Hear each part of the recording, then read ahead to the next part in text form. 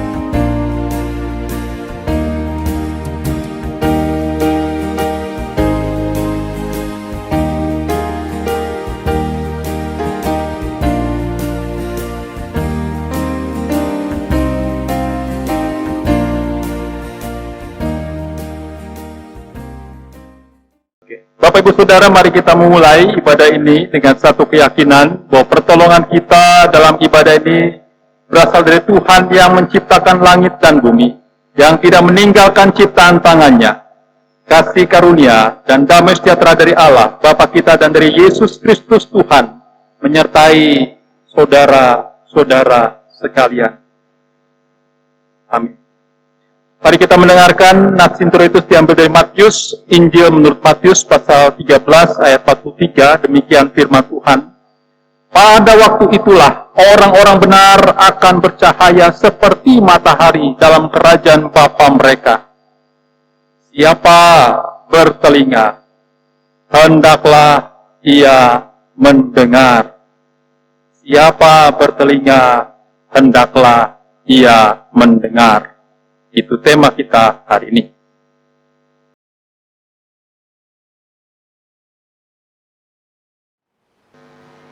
Jemaat, kami mempersilakan duduk kembali. Jemaat yang terkasih di dalam Tuhan Yesus Kristus, hidup kita dipelihara dan dilindungi dalam terang kasih Tuhan, dan kasih itu dapat kita dengarkan dalam bentuk hukum sebagai dasar hidup orang beriman. Hukum kasih. Kasihilah Tuhan Allahmu dengan segenap hati, dan dengan segenap jiwamu, dan dengan segenap akal budi. Itulah hukum yang pertama dan yang utama. Dan hukum yang kedua yang sama dengan itu ialah kasihilah samamu manusia seperti dirimu sendiri. Pada dua hukum inilah tergantung seluruh hukum Taurat dan Akan tetapi hukum kasih itu juga tidak dapat dilaksanakan dengan sempurna, sehingga mudah kita jatuh dan terjerumus ke dalam jurang dosa yang menyebabkan benci, dendam, iri hati, dan perpecahan. Sebagai orang percaya, izinkanlah saya menyampaikan bahwa bagi setiap orang yang dengan rendah dan tulus hati mengakui dosanya, Allah yang penuh kasih dan rahmat mengaruniakan pengampunan dosa sebagaimana nyata dalam firman-Nya dari Roma 4 ayat 7. Berbahagialah orang yang diampuni pelanggaran-pelanggarannya dan yang ditutupi dosa-dosa.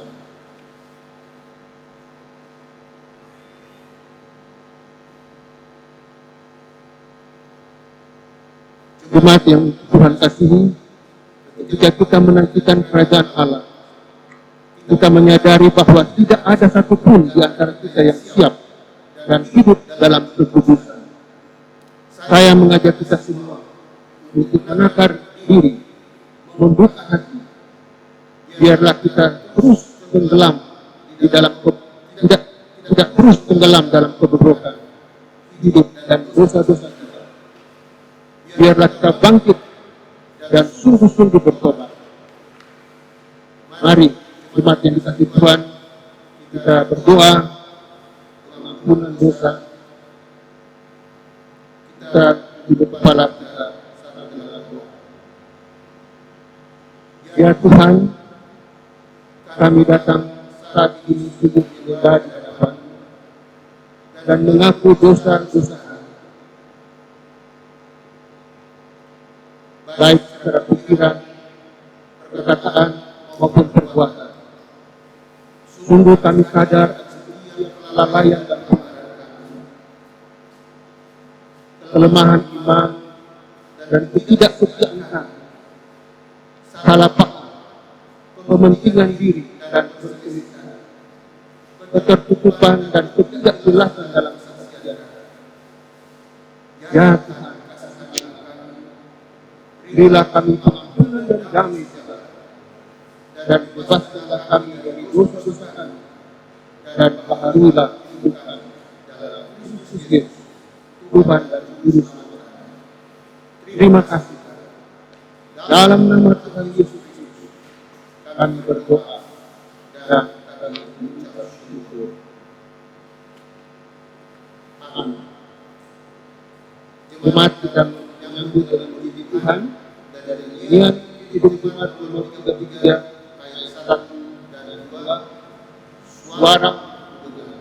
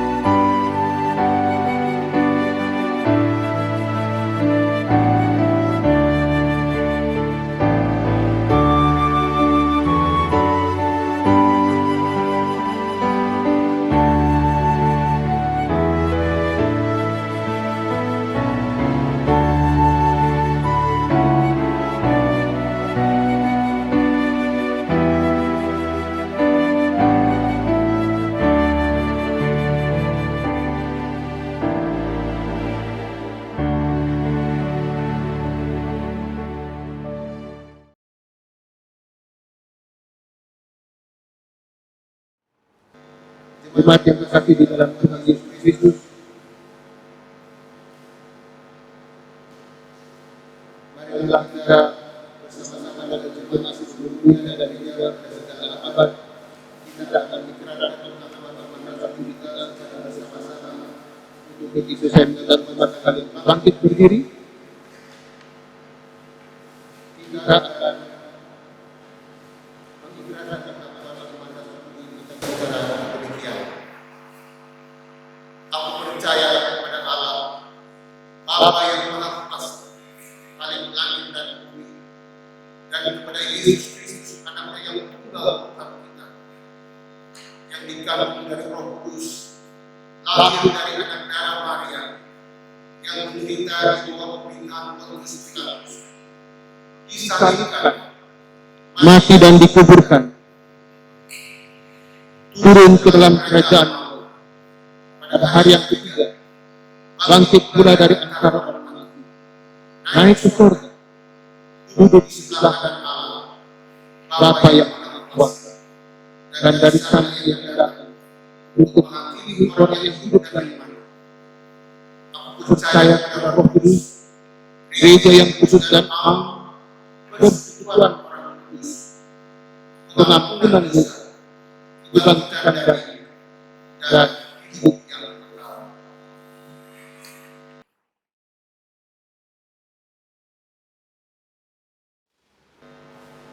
Jemaat yang kekasih di dalam Tuhan Yesus Kristus, saatnya kita memasuki pelayanan firman Tuhan yang pagi ini dilayani oleh hambanya Barat Sidang Untuk itu saya minta jemaat kalian untuk bangkit berdiri, kita menyambut firman Tuhan dan memuji Tuhan kembali dari nyanyian pelengkap sebelum Jumat nomor 12. Siapkan hati Tuhan.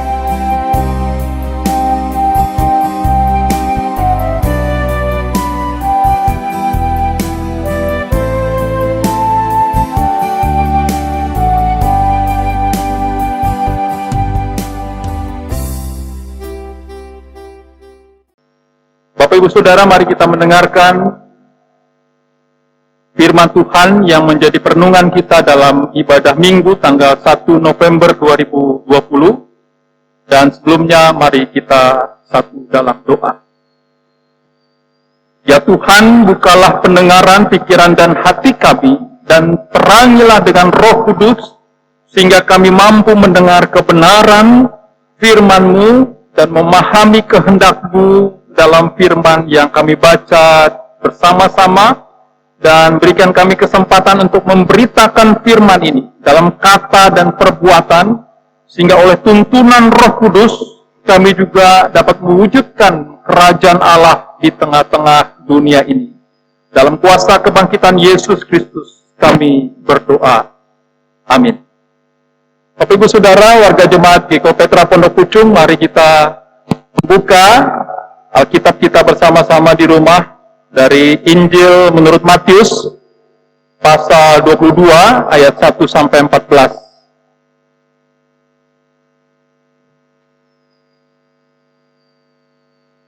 Baik, mari kita simak bersama-sama, Bapak Ibu. Bagal Kitab Indonesia memberi judul Perumpamaan tentang Perjamuan Kawin.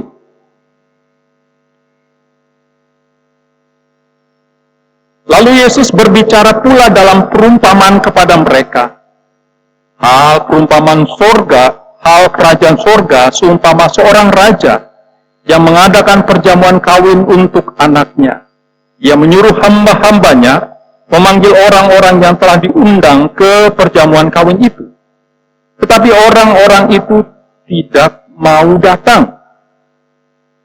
Ia menyuruh pula hamba-hamba lain, pesannya, katakanlah kepada orang-orang yang diundang itu, sesungguhnya hidangan telah kusediakan, lembu-lembu jantan dan ternak-ternak peliharaanku telah disembelih, semuanya telah tersedia. Datanglah ke perjamuan kawin ini. Tetapi orang-orang yang diundang itu tidak mengindahkannya.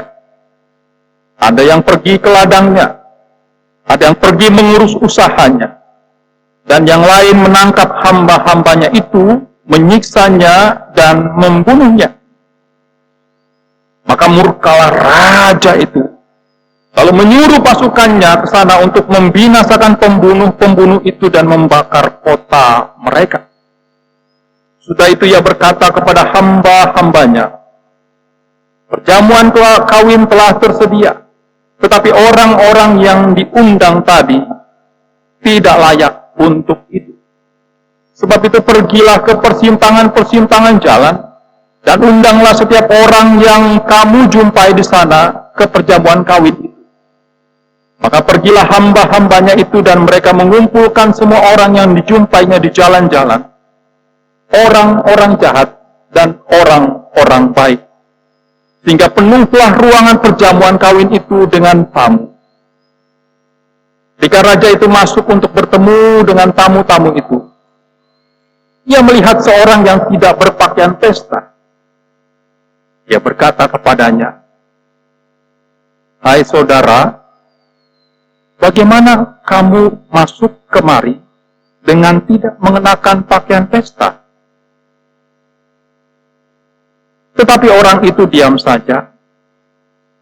Lalu kata raja itu kepada hamba-hambanya, "Ikatlah kaki dan tangannya, dan campakkanlah orang itu ke dalam kegelapan yang paling gelap. Di sanalah akan terdapat ratap dan kertak gigi. Sebab banyak yang dipanggil, tetapi sedikit yang dipilih."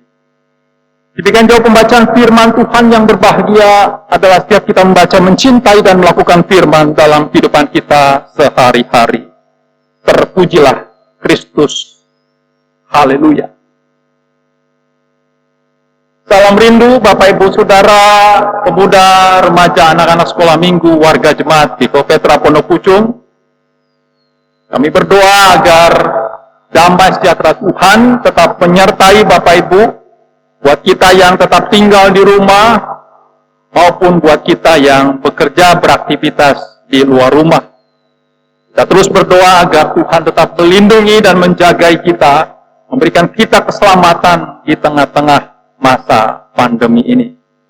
Nah, Bapak Ibu Saudara yang kasih oleh Tuhan, hari ini bulan November tanggal 1, gereja kita biasa melakukan satu aktivitas yaitu bulan keluarga, ya. Dan gereja menentukan sebuah tema yaitu mendengarkan Tuhan, ya.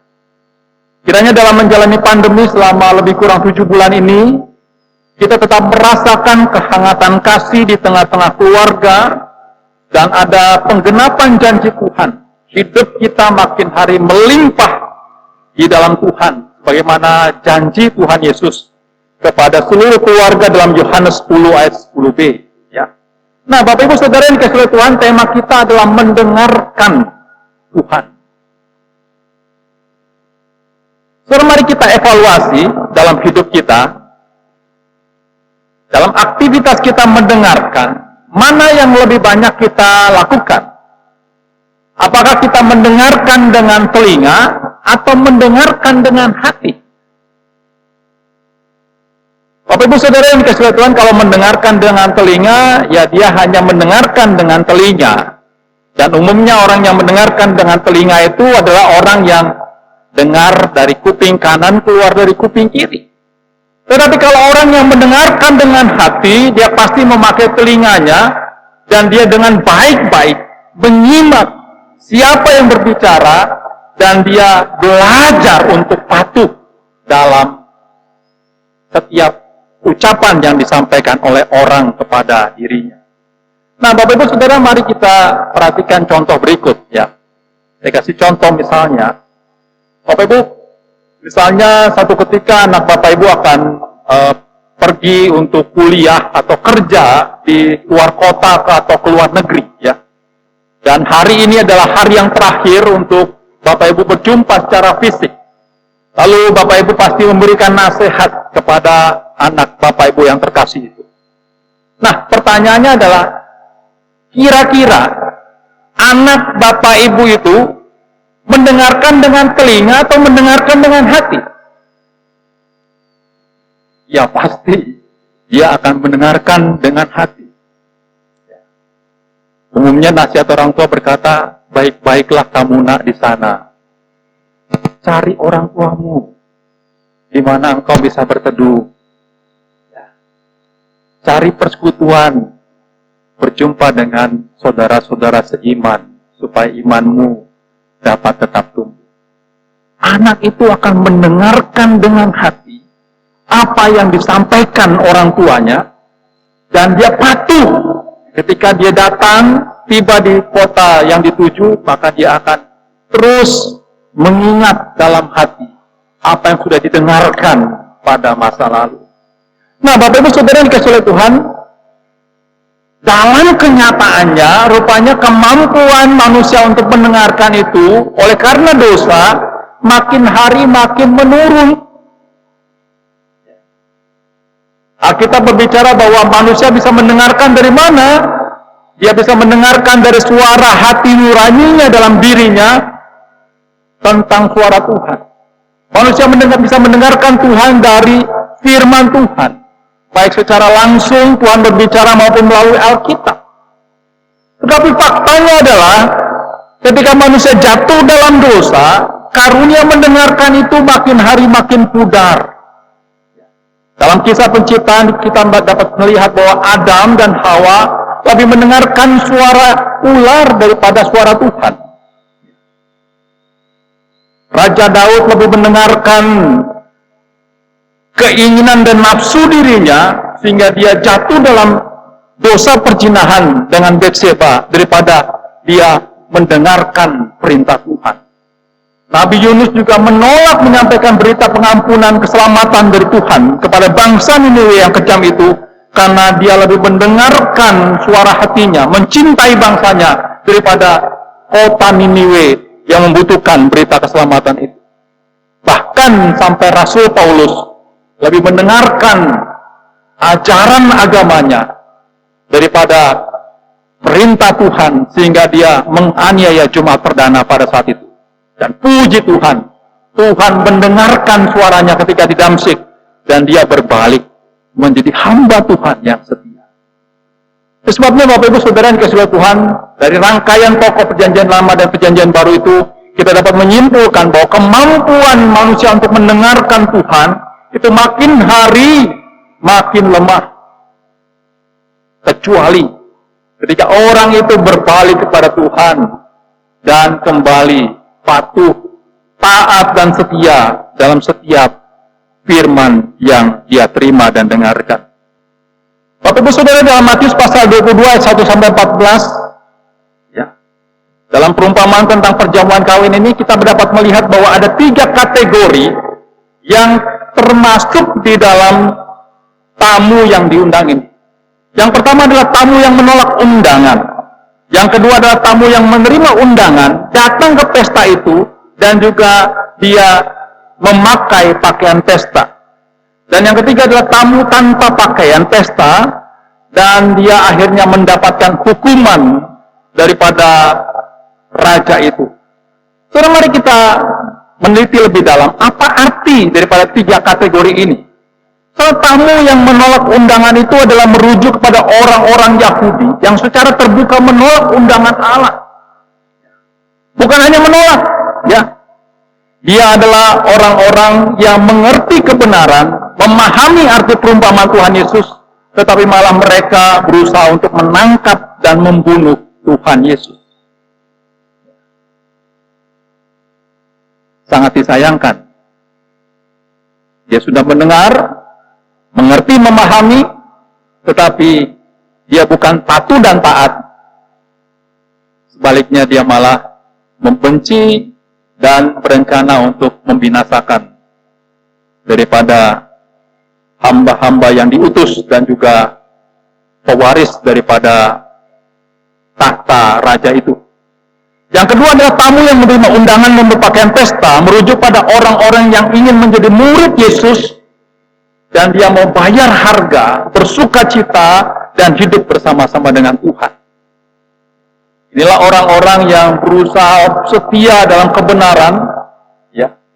Pakaian pesta dalam Alkitab menunjuk ada banyak ahli berkata bahwa itu adalah kesucian, kebenaran, kesetiaan dalam penderitaan, dan juga itu adalah satu komitmen untuk dia setia menjadi murid Tuhan Yesus sampai akhir. Dan yang ketiga adalah tamu yang datang ke pesta itu tanpa pakaian, merujuk pada orang-orang yang ingin menjadi murid Yesus tetapi tidak mau bayar harga. Ya. Dia hanya mau menikmati makanan pesta yang melimpah-limpah, tetapi dia tidak mau membayar harga untuk menjadi serupa dengan Tuhan Yesus Kristus. Nah, Bapak Ibu Saudara yang kasih Tuhan, dari 3 kategori itu, mari kita refleksi ke dalam diri kita. Termasuk kategori yang mana diri kita? Bapak Ibu Saudara, kita bisa langsung coret kategori pertama. Karena apa? Karena kategori pertama adalah orang-orang yang tahu kebenaran tapi tidak mau melakukannya. Ya. Kita bukan bagian itu. Ya. Kita masih bisa mendengarkan firman Tuhan, duduk sama-sama, beribadah bersama-sama di rumah. Artinya ada kemauan kita untuk menjadi murid Tuhan. Tetapi yang menjadi kegelisahan buat kita adalah, apakah kita masuk dalam kategori 2 atau kategori 3?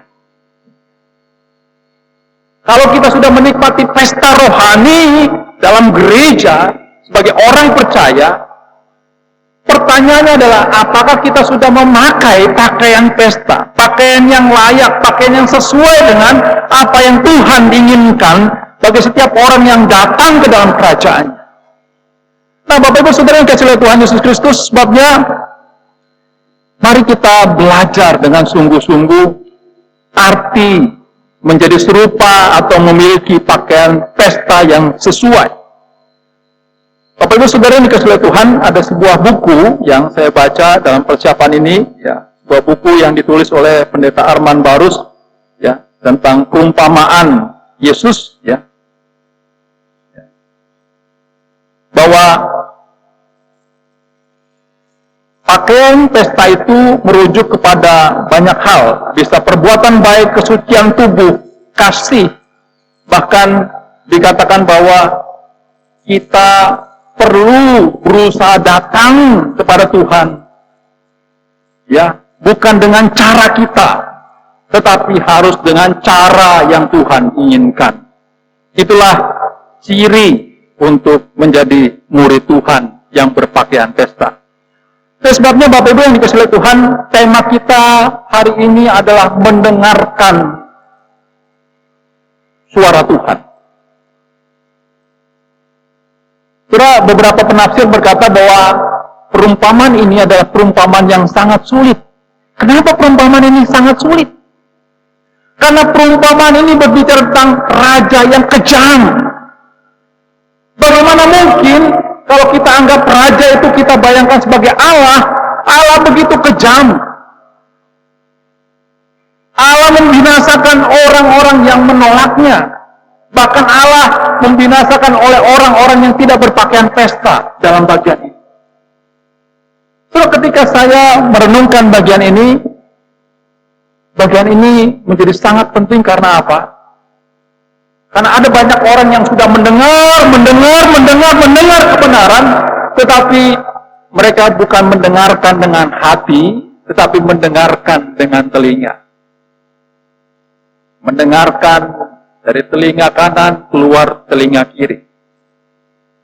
Dia tidak sungguh-sungguh mendengarkan itu dengan rasa kepatuhan bahwa saya adalah murid Tuhan, saya adalah rakyat daripada kerajaan Allah, sehingga apa yang terjadi?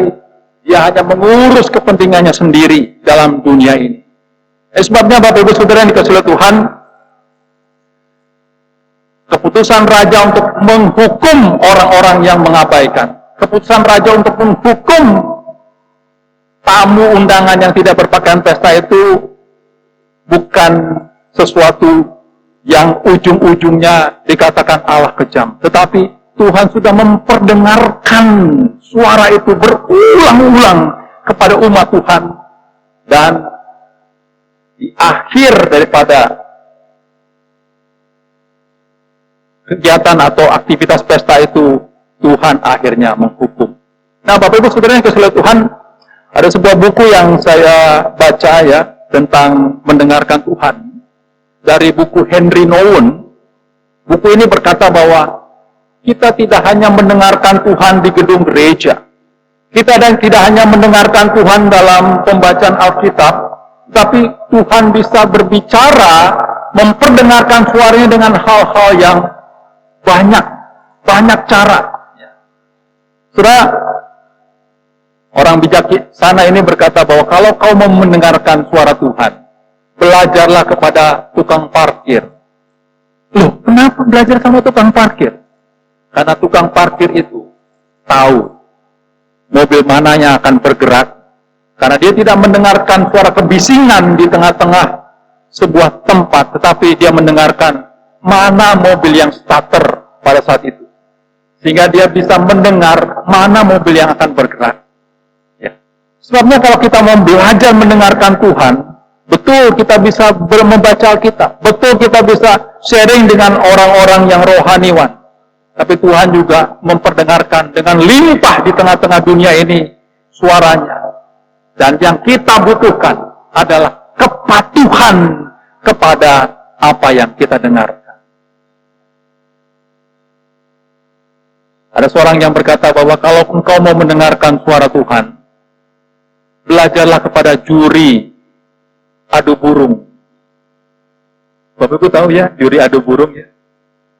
Di tengah banyak burung yang ada di atas itu, ya, juri itu harus mendengar suara burung yang dinilai. Dan dia bisa membedakan ini suara dari burung ini bukan burung yang lain. Artinya apa? Kita juga dalam hidup kita bisa mendengarkan Tuhan, baik di gedung gereja, dalam ibadah-ibadah, tapi juga Tuhan mendengarkan suara itu di tengah-tengah keluargamu, di tengah-tengah pekerjaanmu melalui atasan dan bawahan, di tengah-tengah orang-orang yang lalu lalang dalam hidupmu, itu pun Tuhan bisa memperdengarkan suaranya kepadamu, supaya engkau mengerjakan pekerjaan Tuhan di tengah-tengah dunia ini. Sebabnya Bapak Ibu Saudara yang dikasihi Tuhan, saya sangat diberkati sekali dengan sebuah kesaksian kesaksian dari seorang yang bernama Ibu Elizabeth Diana. Ya, Bapak Ibu mungkin tahu nama ini. Dia adalah seorang istri daripada Bapak Suroto, di mana tahun 2014 anaknya yaitu Ade Sarah mengalami pembunuhan. Ya, anaknya adalah anak putri tunggal dan dia meninggal dan dibuang di tol di Jagorawi. Setelah ketika Ibu Elizabeth ini begitu mengalami kepahitan oleh karena pembunuhan putri yang satu-satunya ini, dia mengalami satu pengalaman rohani. Dia berjumpa dengan Tuhan dan Tuhan memperdengarkan suaranya berkata, engkau harus mengampuni orang ini. Engkau harus mengampuni orang ini. Dan dalam perasaannya yang luar biasa dikatakan, aduh saya tidak mampu Tuhan untuk mengampuni pembunuh anak saya. Tapi ketika kasih Tuhan melimpah-limpah, bergulung-gulung dalam hidupnya, dia akhirnya menyerah dan berkata, Tuhan saya mau patuh dengan Engkau. Aku mau mengampuni pembunuh daripada putriku. Saudara, peristiwa ini ada di YouTube, bisa dengarkan sendiri-sendiri Bapak Ibu. Dan waktu saya nonton YouTube ini, saya berkata, luar biasa Bapak Ibu ini. Seorang ibu yang sederhana, ya, mengalami satu pengalaman rohani yang luar biasa. Dia diangkat oleh Tuhan dan menerima satu hati yang baru. Bagaimana dia mengampuni pembunuh anaknya. Sebagai seorang ibu ya, bagaimana Anda memaknai kehilangan Ade Sarah begitu ya? Apa hikmah yang berusaha Anda ambil begitu? Iya, kalau saya merasa ketika kita mengampuni kesalahan orang itu, jadi kembali juga ke kita. Maksudnya saya tuh merasa lebih ikhlas, maksudnya karena sudah saya ikhlaskan, jadi hati itu lebih tenang gitu, menjalani hidup itu lebih tentram gitu.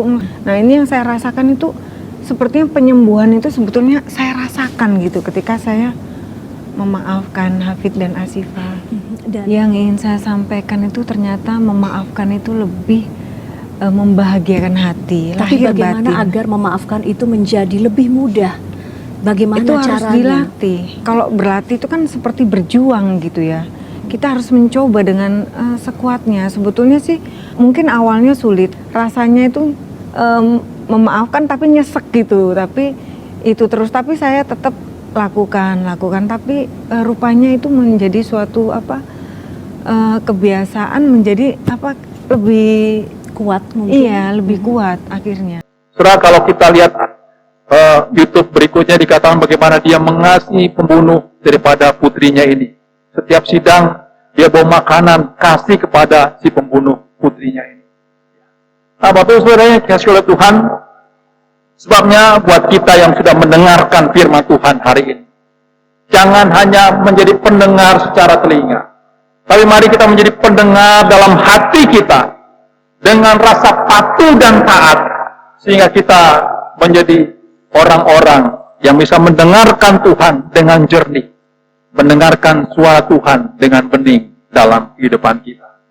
Sebabnya Bapak Ibu yang dikasihi Tuhan, saya yakin Ibu Elizabeth mengerti tentang firman Tuhan. Bahwa dalam Roma pasal 12 ayat 19 dikatakan pembalasan itu adalah hak Tuhan. Manusia tidak berhak untuk membalas kejahatan dan dosa yang dilakukan kepada dirinya. Hanya Tuhan yang memiliki hak untuk membalas kejahatan sesama dalam dirimu. Sebabnya Bapak Ibu yang dikasihi Tuhan Yesus Kristus, bulan ini, bulan Desember kita masuki bulan keluarga. Mari, ya Bapak Ibu yang dikasihi Tuhan, buat kita orang tua, ajaklah anak-anakmu mendengarkan suara Tuhan. Ajaklah mereka untuk menjadi semakin peka pimpinan Tuhan dalam kehidupan mereka. Bapak Ibu Saudara yang dikasihi Tuhan, oleh karena itu hari ini, dalam minggu bulan November, kita memperingati bulan keluarga. Ini saatnya kita buat orang tua mengajak anak-anak kita untuk mendengarkan suara Tuhan. Baik melalui pembacaan Alkitab maupun persekutuan-persekutuan pribadi dan keluarga di tengah-tengah gereja ataupun di tengah-tengah keluarga. Dan yang paling penting adalah buat kita orang tua, maupun anak, kakak beradik, ini waktunya buat kita untuk mendengarkan suara istri kita, pasangan kita. Mendengarkan suara anak-anak, sehingga ada satu relasi yang semakin intim di tengah-tengah keluarga. Kita tidak mengalami kejenuhan ketika bersama-sama di keluarga, sebaliknya kita mengalami kelimpahan relasi. Ada canda tawa, ada sukacita ketika kita bersama-sama di rumah, meski kita tidak kemana-mana. Kiranya ini menjadi penguat buat kita, ketika kita mendengarkan Tuhan, kita juga mendengarkan suara-suara yang ada di sekitar kita. Tuhan Yesus memberkati dan terus mempertajam setiap pendengaran rohani kita dalam kehidupan kita masing-masing. Amin. Mari kita berdoa.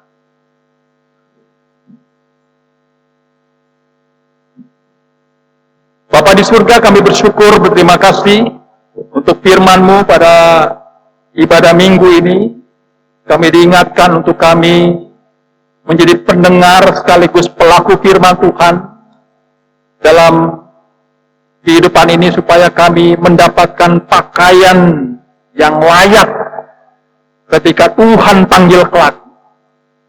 Dan dibutuhkan usaha yang penuh dengan ketekunan dalam kami membangun relasi kami dengan Tuhan, baik secara pribadi maupun secara keluarga dan di tengah-tengah gereja, supaya kami mengerti apa yang Tuhan inginkan dalam kehidupan kami.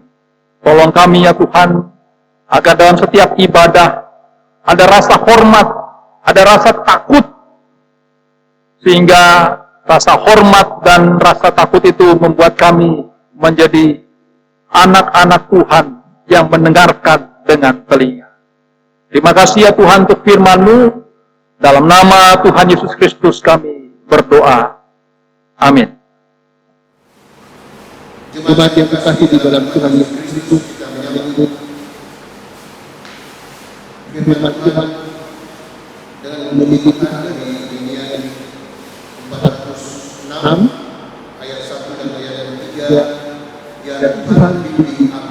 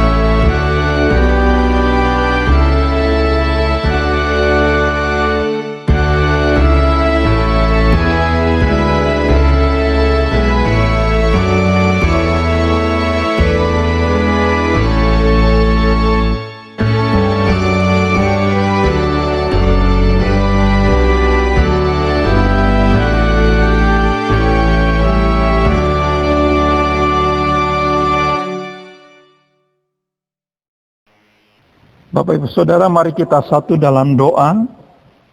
Tuhan Yesus Kristus, Allah yang berkuasa dan berdaulat di sorga dan di bumi, kami bersyukur bersama dengan warga jemaat GKU Petra Pondok Pucung, kami dapat beribadah melalui media daring, dan kami percaya kehadiran-Mu tetap kami rasakan, dan firman Tuhan dan persekutuan juga dapat kami nikmati bersama-sama di rumah kami masing-masing. Tuhan Yesus, kami mau menaikkan syafaat secara khusus buat upaya-upaya pemerintah untuk melakukan sosialisasi dan distribusi vaksin yang sudah ada. Kiranya Tuhan memberikan harmonisasi antara pemerintah pusat dan daerah supaya vaksin ini dapat diterima oleh masyarakat untuk menurunkan jumlah angka penderita COVID-19. Kami berdoa juga secara khusus berkati pemerintah untuk terus mengedukasi masyarakat agar masyarakat memiliki kesadaran untuk menjaga diri dan juga menjaga kesehatan dengan protokol-protokol yang ada supaya masyarakat, keluarga-keluarga, dan kami semua juga dapat terhindar dari wabah ini. Tuhan, kami berdoa juga secara khusus berkati buat upaya-upaya kerjasama antara pemerintah dan gereja agar peran-peran yang ada, simpul-simpul yang ada antara pemerintah dan gereja serta lembaga-lembaga yang lain dapat dimanfaatkan untuk mengingatkan semua pihak agar kami dapat terus memiliki kesadaran untuk menurunkan angka penderita COVID-19. Bapa di surga, kami bersyukur kalau sampai hari ini juga Tuhan melindungi keberadaan warga jemaat GKI Petra Pondok Pucung. Tuhan memberikan keselamatan buat kami yang bekerja di rumah maupun yang ada di luar rumah dengan kendaraan umum maupun kendaraan pribadi. Tuhan tolonglah agar kami dapat menghargai itu sebagai anugerah dari Tuhan, dan kiranya kami dapat memakai anugerah kehidupan kami untuk mengerjakan pekerjaan-pekerjaan Tuhan, pekerjaan-pekerjaan yang mulia dalam kehidupan kami. Tuhan Yesus, kami berdoa juga secara khusus buat keluarga besar Hutapea yang kemarin sudah melangsungkan pemberkatan nikah, yaitu rekan pelayanan kami Kenny dan saudara Alvin. Tuhan memberkati keluarga yang baru ini, dan Tuhan juga memberkati rencana pernikahan daripada Nova Panggabean dan juga Andrew Aritonang. Kami berdoa, ya Tuhan, Engkau memberkati untuk keluarga yang baru ini agar semakin mencintai Tuhan dan menjadikan Tuhan sebagai nahkoda dalam keluarga mereka. Terima kasih. Kami berdoa juga buat warga jemaat yang masih tinggal di rumah. Tuhan memberkati mereka, apapun kebutuhan mereka Tuhan cukupkan. Kami berdoa juga buat gereja agar terus berperan serta dengan aksi diakonia, fungsi diakonia, supaya dapat meringankan beban daripada warga jemaat yang saat ini sedang menghadapi pandemi. Tuhan, kami berdoa juga secara khusus buat jemaat-jemaat-Mu yang saat ini oleh karena COVID ini dirumahkan atau kerja dari rumah, atau mungkin karena terjadi PHK. Tuhan memberkati agar mereka juga tetap semangat mencari upaya-upaya, kesempatan-kesempatan untuk mencari peluang pekerjaan yang lain. Bukalah kesempatan buat mereka, ya Tuhan, agar mereka kembali bekerja. Dan berdoa juga buat orang-orang tua kami yang memasuki usia indah lansia. Kami berdoa agar Tuhan memberikan damai sejahtera bagi mereka meski tinggal di rumah, dan berikan bijaksana bagi mereka untuk dapat mengisi waktu dengan hal-hal yang berguna, memberikan firman kepada anak-anak dan cucu-cucu, sehingga hidup mereka menjadi hidup yang penuh kreativitas dan memberikan dampak dalam kehidupan hari ini dan ke depan. Inilah doa kami, ya Tuhan, di dalam nama Tuhan Yesus Kristus yang pernah mengajar kami berdoa. Bapa kami yang di surga, dikuduskanlah namamu, datanglah kerajaan-Mu, jadilah kehendak-Mu di bumi seperti di surga. Berikanlah kami pada hari ini makanan kami yang secukupnya, dan ampunilah kami akan kesalahan kami, seperti kami juga mengampuni orang yang bersalah kepada kami. Dan jangan membawa kami ke dalam pencobaan, tapi lepaskanlah kami daripada yang jahat, karena Engkau yang punya kerajaan dan kuasa dan kemuliaan sampai selama-lamanya. Amin.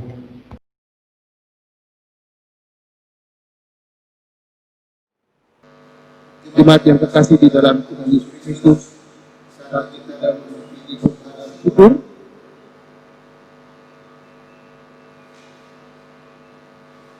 jemaat mari diberkati Tuhan, kita menyatakan ungkapan syukur hati kita dengan puji-pujian dan segala kemuliaan bagi Allah. Berilah seluruh hidup kita dalam kebenaran satu Bapa untuk pekerjaan. Dengarlah ayat firman Tuhan yang tadi saya tuliskan tadi ayat 18. Demikian firman Tuhan. Mengucap syukurlah dalam segala hal, sebab itulah yang dikehendaki Allah di dalam Kristus Yesus bagi kami. Tuhan Yesus memberkati saudara dan saudara. Sementara persembahan diedarkan, kita menyanyi dan memuji Tuhan dari nyanyian Kidung Jemaat nomor 387 ayat 1 dan seterusnya. Ku heran Allah mau memberi.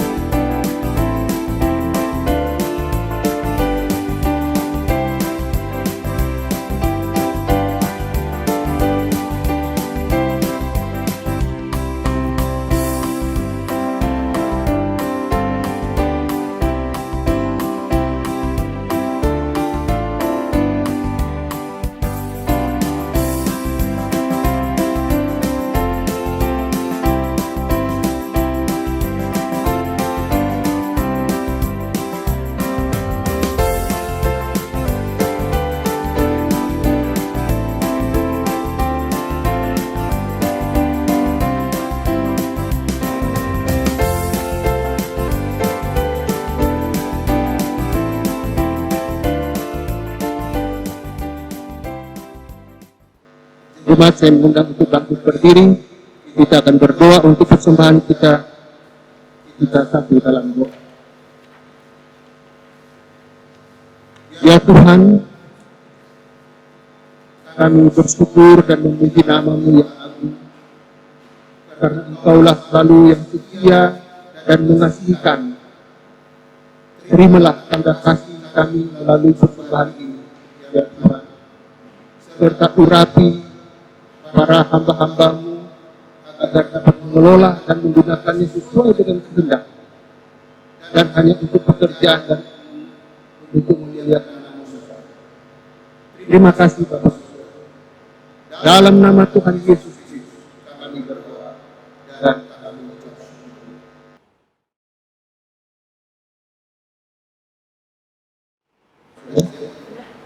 Jemaat yang terkasih di dalam Tuhan Yesus Kristus, kita akan mengakhiri ibadah kita pada pagi ini dalam memuji Tuhan dari nyanyian Kidung Jemaat nomor 460 ayat 1 dan ayat 2. Saya mengundang jemaat sekalian bangkit berdiri.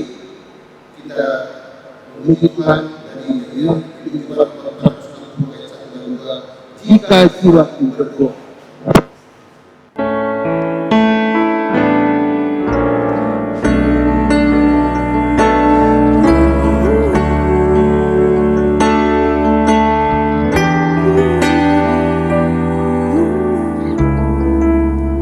Jangan Tuhan, jangan kehendak kami yang terjadi, biarlah kehendak-Mu sajalah yang terjadi.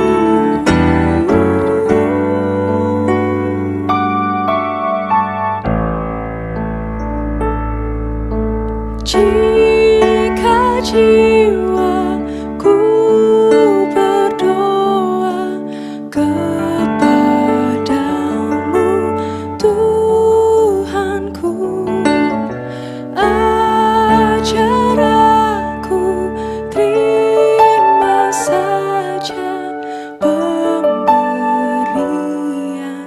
tanganmu dan mengaku seperti Yesus di depan sengsaranya.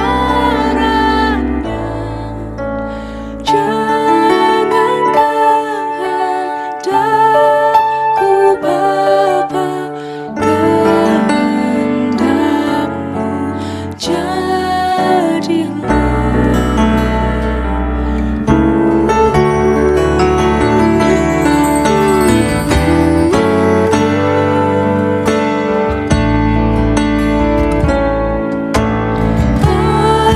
Aku cari penghiburan hanya dalam kasih-Mu. Dalam susah Engkau saja perlindungan hidupku. Ku mengaku seperti Yesus di depan sengsaranya. Jangan kehendakku Bapa, kehendakmu jadilah.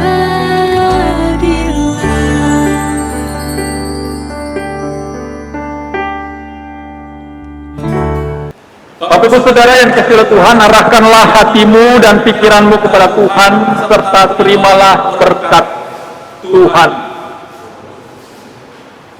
Tuhan memberkati engkau dan melindungi engkau. Tuhan menyinari engkau dengan wajah-Nya dan memberi engkau kasih karunia. Tuhan menghadapkan wajah-Nya kepadamu dan memberi engkau damai sejahtera.